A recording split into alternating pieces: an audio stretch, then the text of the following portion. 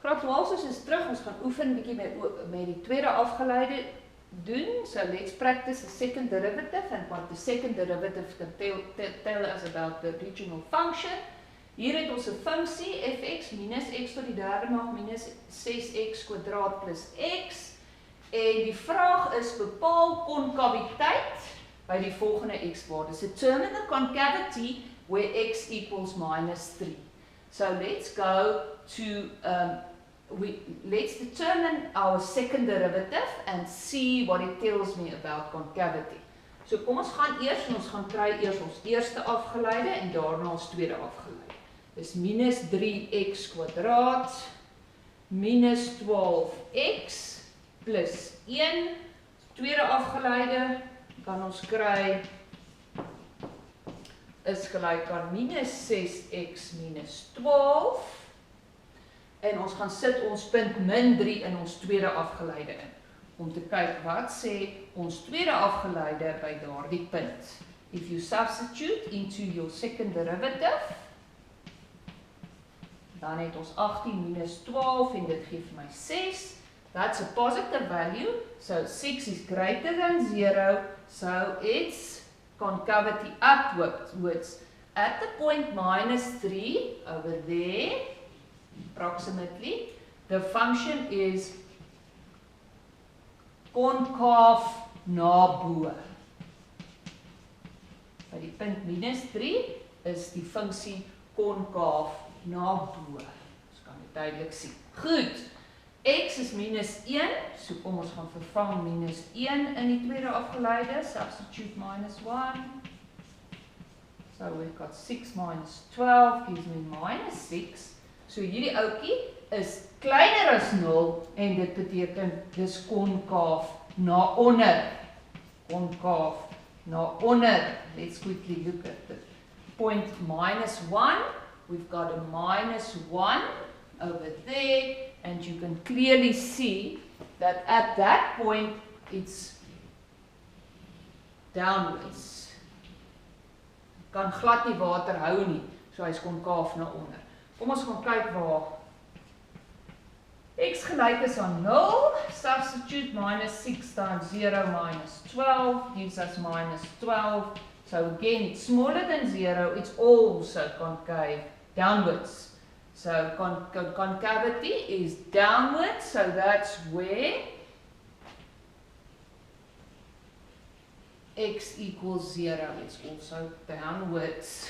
Okay, and now that tells us show that at the x value minus 2 concavity changes. Waar die x waarde minus 2 is, verander my konkaviteit. Nou om dit te bepaal, gaan ek eers minus 2 binne in my tweede afgeleide instel, en as ek minus 2 in my tweede afgeleide instel, dan kry ek 0. So that's the first thing that I must prove. The second derivative is going to equal 0. So concavity changes there, but concavity only changes there when I've proven that just before minus 2 and just before minus, or just after minus 2, concavity is different. So ek kan nie net dit gaan sê nie, ek moet gaan bewys ook dat net kleiner as minus 2 en groter as minus 2 was konkaviteit verskillend. So ons het mos gesien, by min 1 was hy konkaaf na onder, en by min 3 was hy konkaaf na bo. So I've proven it already, and you can just refer upwards by giving this. At the second derivative, where x equals minus 3, it was concave upwards, and at minus 1 concave downwards. At minus 2 it equals 0, so I've proven that concavity changes where x equals minus 2. Baie maklik. Kom ons gaan kyk na nommer 2. Die vraag by nommer 2 is, the question there at number 2, let me just make sure, they ask, get the coordinates of the point of inflection. Kry die koördinate van die buigpunt. So die buigpunt het ons gesê kry ons as ons tweede afgeleide gelykstel aan 0. So they want the coordinates of the point of inflection. So let's get the first derivative. Gaan wees 3x kwadraat minus 18x plus 3. Tweede afgeleide kry ek, dis gelyk aan 6x minus 18. Ek stel vir hom gelyk aan 0, because that's where the point of inflection will be. So 6x equals 18, so x is gelyk aan 3.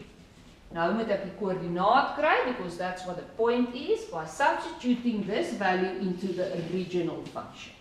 So ons gaan in f in vir 3 sit.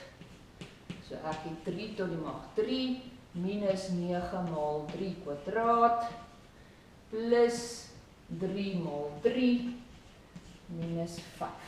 So if we work this out, we can get 27 minus 81 plus 9 minus 5. So ek het 27 minus 81 plus 9 minus 5. As jy dit mooi gaan uitwerk, dan kry jy minus 50. Calculate that, you get minus 50. So the point of inflection will be 3 minus 50. Die buigpunt sal 3 minus 50 wees. Graad 12, dit was oefeninge van die tweede afgeleide. Ek is nou terug met nog 'n bietjie teorie.